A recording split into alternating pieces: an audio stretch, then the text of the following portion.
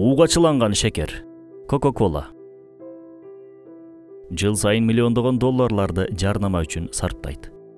Бирок жарнамаларында өндүрүштөрүнүн өзүн жылаңач сатуунун ордуна бактылуулук, достук, ынтымактуулук ирмемдерине ороп туруп сатышат. Психолог жана маркетологдордун айтымында мунун баары акыйкатты жашырууга багытталган ойду чачыратуучу аракеттер.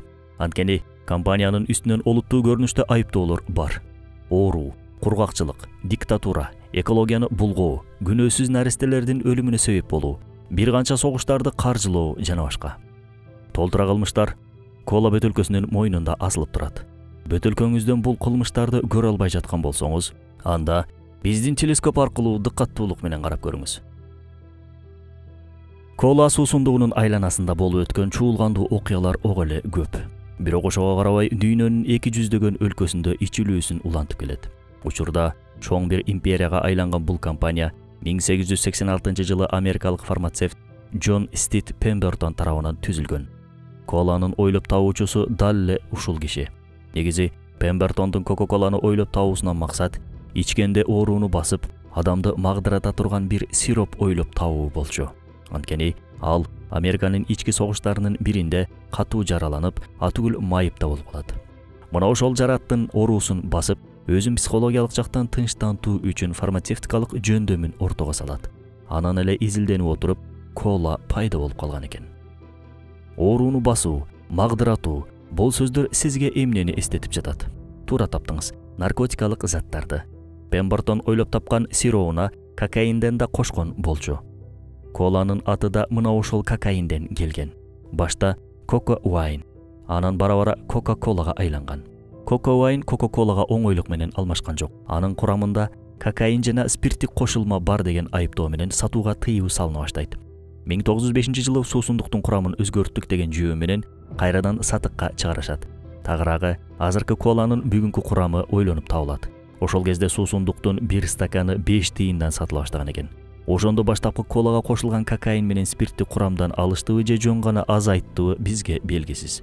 Бирок кечээ жакында деле бул эки нерсенин суусундуктун курамында дагы деле барлыгын айтып, айыптап чыккан окумуштуулар болду. Кола бул айыптоону четке кагалган жок. Компания бул боюнча Туркияда ачыкталган сөзүндө Туркиядагы азык-түлүк дыйканчылык жана мал чарбачылыгы министрлиги алкоголсуз ичимдиктердин көрсөтмөсүнө ылайыктуу көрүнүштө текшерилүүдө. Жакынкы чыгыш өлкөлөрү менен бирге бүткүл өлкөлөрдө кола алкоголсуз өндүрүштүн категориясында өндүрүлүп сатылууда деп айтылат. Эмне дегендигин толук түшүнө албай калдыңыз, туурабы?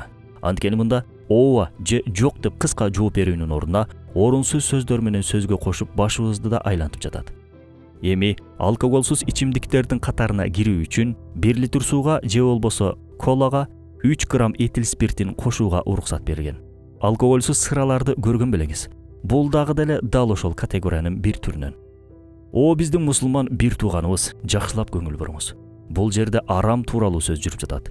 Спирттик ичимдиктин азы дагы көбү дагы арам. Андыктан аз эле экен го деп да айтпаңыз. Кантип эле спирттик ичимдик кошулсун деп четке да какпаңыз. Адамдардын коладан көз каранды болуп калуусунун себеби да мына ошол аз гана кошулган спирттик ичимдикте жатат. Мисалга, коланы эң көп колдонгон өлкө Мексика. Ал жактагы ар бир адам күнүнө 2 же 3 литр кола ичет. Алар кадимки суунун ордуна кола ичип калышкан. Ошол себептен Мексикада кант диабети менен жабыркагандар кадам сайын кездешет. Статистикалык маалымат боюнча жыл сайын 3000 адам кант диабетинен каза табат деп айтылат. Айтор, коланын бизнес сыры деп баарынан жашырылган курамы көптөгөн адамдардын өлүмүнүн сырына айланууда. Негизи коланын курамын Википедиядан деле тапса болот деп айтууңуз мүмкүн. Туура айтасыз, Википедияда көрсөтүлгөн курам менен кола суусундугун алсак болот. Бирок ал кола менен элди өндүрүшүңүзгө байлай албайсыз. Ананчы шекерге чыланган суу менен базарды багынтуу кантип болсун? Кыскасы, өзүнчө эле караңгы бир дүйнө. Ошол караңгы маалыматтарда коланын курамын болгону 2 киши гана билет. Ал экөөнө болсо бир учакка чыгууга болбойт. Кудай сактасын.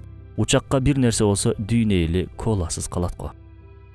Коланын тарыхын тереңден казган сайын өтө эле адамды жийиркенте турчу маалыматтарга ээ болосуз. Анткени коланын 140 жылдык тарыхында суусундуктун ичинен табылган нерсе калган эмес. Бул боюнча материалдын жүрүшүндө айтып беребиз. Болгону кускуңуз келип кетпесин, даяр туруңуз.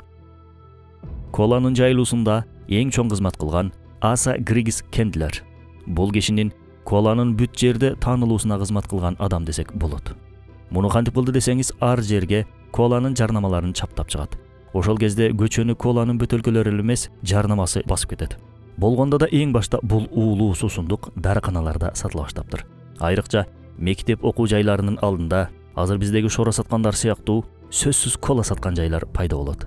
Анан да жарнамалоодо жаш балдардын да кызыкчылыгын эске алуусу, оюнчуктар менен китептерге чейин коланын сүрөттөрүнүн чапталуусу да чоң ишке жараган.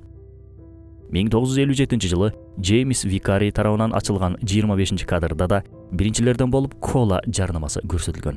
Маалыматы жокторго бул боюнча да айтып өтөлү. Адатта 1 секундага 24 кадр сыят. Джеймс Викаринин аракети менен ага 25-кадр кошушат. Болгону ар секунда сайын көрсөтүлө турчу 25-кадрда фильмдин кадры эмес, кола ич деген жазууну кошуп коюшат. 1 секундтун ичинде кадрлар ушунчалык тездик менен алмашкандыктан адамдар кола ич деген жазууну чынында байкашкан эмес. Бирок көзгө илешип өткөн ошол 25-кадр аң сезимге таасирин берип, тасмадан кийин адамдар кола ичкиси келип кетчү. Натыйжада 25-кадр ишке жарап, коланы сатуу иши 16%га өскөн. Эми бул өндүрүштүн караңгы тарабына өтө берсек болот. Жыл 80-жылдарга келгенде коланын айланасында бир маселе жаралат. Маселе суусундуктун ден соолукка терс таасири боюнча барган сайын маалымат көбөйө баштаган болчу. Тиштерди чиритип жиберген тууралуу маалыматтар тээ башынан эле бар болчу негизи. Бирок ашыкча салмак кошуу, кант диабетине жол ачуу сыяктуу дагы бир канча оорулардын себеби катары кола суусундугу көрсөтүлүп жаткан. Алсак, жаш балдардын үстүнөн изилдөө жүргүзгөндө ашыкча газдалган суусундуктун күнүмдүк ичилүүсүнүн өзү эле салмак кошууну 60%га көбөйтөөрүн тастыкталган. Башка изилдөөдө бөбөктөрдүн ашыкча шекер колдонуусу аларды өмүр бою шекерге көз каранды кылаары аныкталган. Колага өтө эле көп шекер кошуулары баарына маалым. Ошондо кола компаниясы суусундуктун ден соолукка зыянсыз экендигин тастыктатуу үчүн лабораториялык изилдөөлөргө демөөрчүлүк кыла баштайт. Компания бул долбоорлор үчүн эч кандай чыгымдан аянган жок. Изилдөөлөрдүн жыйынтыгында коланын ден соолукка зыянсыз экендиги боюнча айтылды, бирок бул изилдөөнү ким каржылаганы боюнча бир ооз сөз айтылган эмес. Ошентип, кола компаниясы зыянсыз коласын сатуусун дагы кадимкидей уланта берди. Бул жолкусунда спорт чеберлери менен коланы байланыштырган жарнамалык роликтерди тартышты. Компания кола боюнча чыккан ар бир чырдуу окуяда адамдын ден соолугуна зыян келтирбей турган чалык сүйлөмүн колдонуу менен суудан кургак чыгат. Жада калса, Англиянын окумуштууларынын сол чөнтөгүнө акча салып коланын зыянсыздыгын айттыртып чыгууга да аракет кылышкан. Мунун түпкүрүндө атына зыян келтирбөө каалоосу жатат. Бирок бара-бара коланын зыяндуулугу тартышылбай турган даражага келгенде, компания башка суусундуктарды да чыгарууга аргасыз болот. Алардын арасында Dasani атындагы газдалбаган суусундугунун окуясы да аябай кызык.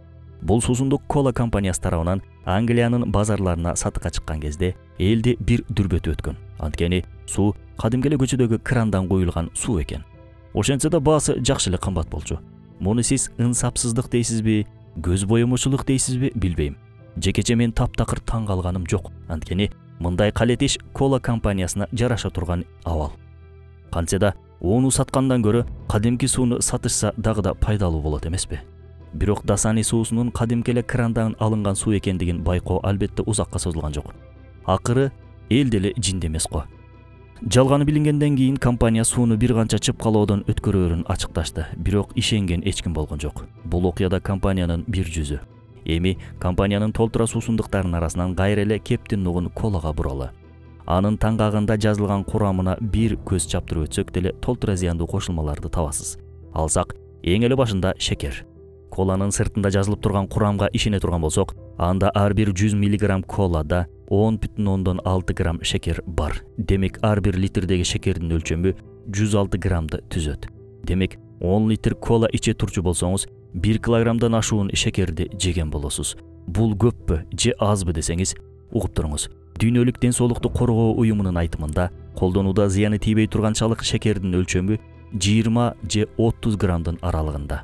Андан ашыкча колдонуу ден соолукка олуттуу зыян алып келет. Эми жарым литрлик бөтөлкөдөгү кола өзүндө 2 күндүк шекер нормасын камтыйт. Анда 2 литрлик бөтөлкөдөгү коланы ичүүнүн өзү 1 апталык шекердин нормасын толтурууга алып барат. Чын-чынына келгенде, бир отурганда анча көп шекерди адам жей албайт. Көңүл айланып кусуп да жиберүүсү мүмкүн. Анда кантип ичип жатат дейсизби? Негизи данышмандуу жаратуучу адамдын организмине зыяндуу нерсени кусуп салуу рефлексин койгон. Ашыкча шекер колдонгондо деле ошол рефлекс ойнойт. Бирок компания адамдын кусуу рефлексинин алдын алуу үчүн колага ортофосфор кислотасын кошот. Бул кислота тилибиздеги даам сезүү органын алдап өтүп, суусундукту ашказанга жеңил гана өткөрүп салат экен. Ашыкча шекердин зыяны өзүнчө сөз, аталган кислотанын зыяны өзүнчө сөз. Ортофосфор кислотасынын зыяндуулугун ушудан билиңиз. Бул кислотаны фабрикага чейин жеткирүүдө эрозияга чыдамдуу болгон идиштерге куюп жеткирүү керек. Темирлердин тактарын кетирүүдө, сантехникалык түтүктөрдү тазалоодо, идиштерди жалтыратууда, асфальттан адамдын канын тазалоодо коланы колдонушкандыгын көргөн белеңиз. Эгер кола тазалык каражатынын да милдетин аткара алган болсо, дал эле ушул кислотанын жардамы менен аткарып жатат. Тилекке каршы сиз да муну тамшануу менен ичип жатасыз. Анан газдалган суусундуктардын жана шекердин ден соолукка зыяндуулугу эл арасында аябай көп сөз болгондон кийин, өзүңүздөр билгендей коланын кантсыз түрүндө чыгарышты. Light жана Zero деп аталган бул түрлөрү сиздин оюңузча чын эле зыянсызбы? Жок, албетте. Жада калса, коланын мындай түрү классикалык түрүнөн дагы да зыяндуураак десек жаңылышпайбыз. Анткени мында таттуулаштыруу үчүн аспартам аттуу шекердин ордун баскан элементти колдонушат. Аспартам ысык температурага да чыдамга келгендиктен өрт өчүрүүчүлөрдүн кийиминде колдонулган зат. Эми ошондой ысыкка чыдамдуу зат адамдын 36,6 градустагы организминде кантип ээрип кетсин? Таң калыштуу. Андан да таң калыштуусу, кола компаниясы суусундуктарынын адамга ушунчалык зыяндуу экенине карабай, сатуусун дагы эле улантып келүүдө. Коланын ичиндеги дагы бир зыяндуу зат натрий цикламаты. Аталган элемент шекердин ордун басуучу катары колдонулуп келет. Натрий цикламаты шириндиги боюнча глюкозадан 30-50 эсе жогору болот экен. 1969 Американын азык-түлүк жана фармацевтика департаменти цикламатты азык оокаттарда колдонууга тыюу салып койгон эле. Ушул эле жылы Канада, андан кийин Сингапур, Түштүк Корея, Жапония жана башка мамлекеттерде катары менен аталган элементти колдонууга тыюу салышты.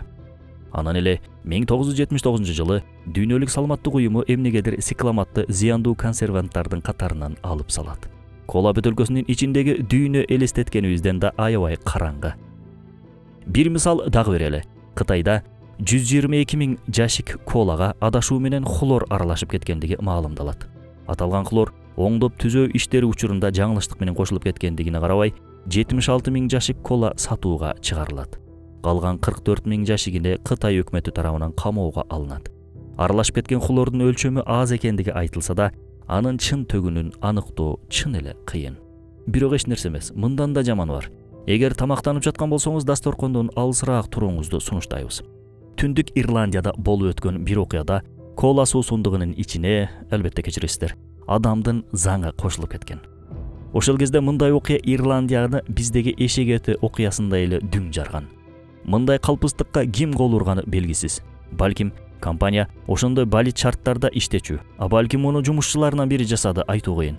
Анткени компаниянын жумушчуларына жакшы мамиле кылбагандыгы жер-жердеги жумуш таштоолордон белгилүү. Кола адамдын заңы жуккан аппараттарын 15 саат бою тазалагандыгын коомчулукка билдирсе да, элди ынандыра алган жок. Анын үстүнө бул компания 500дөгөн башка аттагы маркаларга да ээ эле. Бул өндүрүш учурунда башка суусундуктары да өндүрүлгөн болсо, эми элестете бериңиз. Тезекти канчалык чукусаң да ошончолук сасыйт дейт. Бул сөз чукуган сайын ошончолук жийиркенүүбүз ойгонду. Бул сөз коланын тарыхына чынында таандык. Айтор, канчалык чукуган сайын ошончолук жийиркенүүбүз ойгонот. Андыктан кепти маселенин башка жагына буралы. Кола компаниясы жыл сайын 110 миллиард өлчөмдөгү бир колдонумдуу бөтөлкөлөрдү чыгарат. Мындай эсеп дүйнөдөгү эч кайсы бир суусундуктун тарыхында жок. Бир колдонумдуу бөтөлкөлөрдүн болгону 7%-да кайра иштелип чыга турган желим колдонулат. Калган 93%, тегеректеп айтканда 100 миллиард бөтөлкө океан менен деңиздерге, көл менен дарыяларга, жердин ар бир бурчуна ыргытылат. Үйдүн сүт айранын аларда да көбүнчөсү коланын бөтөлкөлөрүнө туш болосузбу? Статистикалык эсептерге түшүнбөсөңүз деле сизге көп нерсени айтуусу мүмкүн. Бир сөз менен айтканда, кола компаниясы дүйнөнү таштандыга бөлгөн компаниялардын сап башында. Коланын желим бөтөлкөсү акыркы учурларда океандын айланасын байырлаган куштардын деле оозунан чыгып калды. Бул дагы бир акыйкат. Тилекке каршы айтылып өткөн жагдайларга карабай, компания кандайдыр бир чара көрүүгө аракет да кылып койгон жок. Бөтөлкөлөрдү өндүрүүдөгү зыяндуу газдарын эми айтпай эле коелу. Бир жагынан карасаңыз, экологиялык коргоо иштерин колдойбуз деп бакырып чыккандар да кола. Экологиялык көйгөйлөрдүн айланасында форум боло турчу болсо, башкы дем өөрчүсү болуп жатканда кола. Бирок иш жүзүнө келгенде дүйнөнү эң кирдеткен дагы эле кола. Сөзүбүз куру болбосу үчүн Бириккен Улуттар Уюмунун климат алмашуусу боюнча 27-чи конференциясында дүйнөнүн ар бурчунан келген ондогон активисттер сөз сүйлөштү. Бул жыйын бир канча өлкөнүн түз эфиринде миллиондогон элге көрсөтүлдү. Мунун негизги дем өөрчүсү ким болду деп ойлойсуз? Албетте кола. Бул сиздин оюңузча эки жүздүүлүк эмеспи? Негизи башка компанияларда мындай иш-чарага дем өөрчүлүк кылууга, атын чыгарууга аракет кылышат. Тилекке каршы кабыл болгон эмес. Бирок колага келгенде маселе башкача жүрөт. Коланы эң көп ичкен өлкө Мексика экендигин айтпадыкпы? Учурда Мексикада таза суу таңкыстыгы бар. Мунун да күнөөлүүсү деп коланы айтсак болот. Анткени дүйнөнүн эң чоң кола фабрикаларынын бирөөсү Мексикада жайгашкан. Бул фабриканын жер астынан күнүнө 1 миллион 300 литрден ашуун суу алуу укугу бар. Анан компания табигый таза сууну колага айлантып сатышат. Эл дагы айласыздан дейбизби, же көз карандылыктан дейбизби, же жактырып ичкенинен дейбизби, айтор табигый суунун ордуна коланы ичип калышкан. Анткени табигый суунун таңкыстыгынан улам кадимки суу менен коланын баасы да бип-бирдей болуп калган. Таза суунун да, ден соолуктарында жеп жок кылган ажыдаардын Мексикага кантип келип калгандыгы да кызык. 2000-жыл болчу. Висента Фокс Кесада өлкөнүн жаңы президенти болуп шайланат. Ал өлкөнүн башчысы болуусунда кола компаниясына карыздар. Висента Фокс деле президент болуусунда кола компаниясынын салымы чоң экендигин жашырбайт. Анткени ал өлкөнүн президенти болгонго чейин кола компаниясынын Мексикадагы филиалынын директору болгон. Баш аягы ал жерде 16 жыл иштеген экен. Анан президенттик чылбырды алаары менен коланын жолун ача баштайт. Ал өлкөнү Түндүк Америка эркин соода уюмуна кошуп, коланын өлкөгө кирип кетүүсүн дагы да жеңилдеткен экен. Эми эр болсаң колага конкурент болуп көр. Аркасын ар жактагы бийликке таяган бул компанияга атаандаштык кылуу таптакыр мүмкүн эмес. Чынында эл кара курсактын кулу болбостон бир аз ойгонсо бул деле мүмкүн. Муну өкмөт тыюусу керек. Сатылып жатса айла жок алабыз да деген түшүнүк менен жүрсөк, колага атаандаш болуу азырынча жомокпойдон калат. Сиздерге болгон бир окуяны айтып берели. Бир мектептин мугалими мектептин буфетине дагы да пайдалуу өндүрүштөрдү кошууга киришет. Анткени жаш жеткинчектерге кола сыяктуу зыяндуу суусундуктар сатылып жаткан. Коланы сатыктан алдырууга киришкенде мектеп жетекчилигинин кола менен келишими бар экендиги билинет. Компания окуу жайга жылына $3000 төлөө менен кайсы товарларды сата алуусун белгилеп берчү экен. Мындай келишим көптөгөн окуу жайларда, чайкана, тойканаларда, кафе, ресторандарда дагы бар. Ишенбесеңиз башка суусундук сатууга киришип көрүңүз. Эгер каршылык чыкса, демек сиз иштеп жаткан мекеме коланын моюнтуругу, башкаруусу астында деп эсептесек болот. Болбосо элестетиңиз, мындан бир канча жыл мурун Ягуар суусундугу зыяндуу деп табылгандыгы үчүн сатууга тыюу салынган эле. Маселе жок, туура кылышты. Бирок эмнеге колага да ушундай тыюу салышпайт? Мына кечээ эле Золотая жизнь деп аталган анар даамдуу сууларына да сатууга тыюу салышты. Анткени адамдар ошол суусундукту көбүрөөк алып баштаган болчу. Ага тыюу салуусунан ким пайда көрдү десеңиз, албетте кола. Мүмкүн тескери жолдор менен чыгып, тыюу салдырган деле ошолор болуусу мүмкүн. Бул тууралуу эчтеке айта албайбыз. Албетте муну бир гана Кудай билет. Сатыктан чыгарылуусунун жүйөсүн уксаңыз, жөн эле күлкүңүз келет. Туура, табигый суусундук болбогондуктан зыяны бар бүткүл суусундуктардын. Аны талашпайбыз. Бирок ошол суусундук колага караганда алда канча пайдалуу болсо керек эле го. Айрым окумуштуулар тамекинин кутусуна зыяндуулугун жазгандыгыбыз сыяктуу эле колага дагы зыяндуулугун жазышыбыз керек деп айтышат. Демек ошентип жаза турганчалык даражада зыяндуу. Бирок ошого карабай коланын бала бакчаларда деле сатылуусу эмне үчүн эч кимди кыжалат кылбайт, эмне үчүн тыюу салынбайт. Эмне үчүн ушуга чейин бул боюнча үн каткан бир да мамлекеттик кызматкер жок.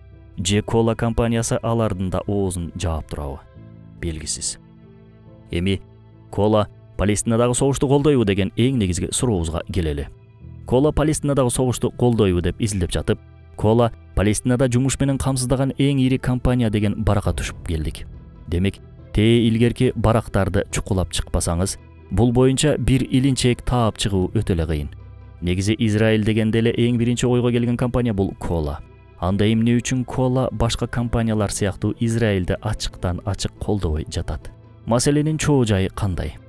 1966 жылы кола компаниясы Израиль менен иш алып баргандыгынан улам бойкоттолуп, Мысыр базарында сатылууга тыюу салынган.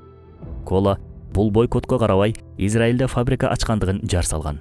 Кийин компания Мысырда да иш алып баруу үчүн АКШны ортого салып, жашыруун жолугушууларды өткөрүшөт. Анан эле 1975-жылы Мысырда валюталык кризис жүрүп баштайт. Ошол учурда Кола $10 миллион инвестиция жүргүзүүсүнөн улам Мысырдын базарына кайтып келет. Бул окуядан кийин компания базардагы ордун жоготпоо үчүн дагы да этияттык менен аракет кыла баштаса да, Израилге түздөн-түз да кыйырда жардам берип келет. 1997-жылы Израиль өкмөтү Кола компаниясына тыгыз өнөктөштүк үчүн даңк медалын берди. 2003, 2004, 2007 жана 2009 жылдарда Израиль Америка Соода палатасынын демөөрчүлүгүн дал эле ушул Кола компаниясы жүргүздү. 2009 жылы Коланын башкы директору Мухтар Кенттин Тель-Авивдеги бир сөзүндө Кола катары алып бара турчу ишибиз бүткүл адамдардын таза жана ишенимдүү сууга жетише алуусу жана кошуналарыбыз менен тынчтыкта жашай турчу дүйнө деген эле. Amnesty International уюмунун берген маалыматында ошол учурда Мухтар Кентке жакын аралыкта жайгашкан Газадагы суунун 95% Израиль уруксат бербегендиктен улам кир жана ичүүгө жараксыз болчу. 2015-жылы жөөттөрдүн ADL журналы Коланын Израилге карата жасалган бойкотторду колдобой тургандыгын боюнча кепилдигин ачыктап өткөн. Корутундулап айта турчу болсок, бүгүнкү күндө Кола Израилде башка компаниялар сыяктуу колдоп жаткандыгын ачыктан ачык айтпай жатса, бул жаатта далай жолу оозу күйгөндүгүнөн. Кола базарды ээлеп алган тээ илгерки карт бөрүлөрдөн. Ал ушунчалык жайылып кеткендейсиз, анын жарнактарын кадимки китептерден да көрсөңүз болот. Алсак, ар Рамазан айында эң таасирдүү жарнама Кола тарабынан тартылат. Мындан улам анын жарнамаларына ынанып калуунун ордуна кандай системага кызмат кылаарын билүүгө аракеттениңиз. Кыскача айтканда, Кола Израилдин эң эски жана эң негизги демөөрчүлөрүнүн бири. Палестинадагы геноцидти колдоодо Израилдин демөөрчүлүгүн кылган Кола сыяктуу компанияларды жашоосунан чыгаруу болсо, ар бир абийирэсинин, ар бир кыргызмын деп жүрөгү күйгөн жарандын милдети.